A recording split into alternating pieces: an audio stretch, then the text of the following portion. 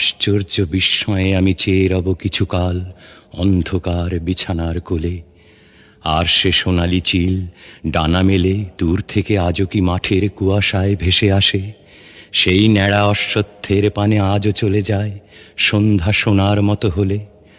ধানের নরম শীষে মেঠো ইঁদুরের চোখ নক্ষত্রের দিকে আজও চায় সন্ধ্যা হলে। মৌমাছি চাক আজও বাঁধে নাকি জামের নিবিড় ঘন ডালে।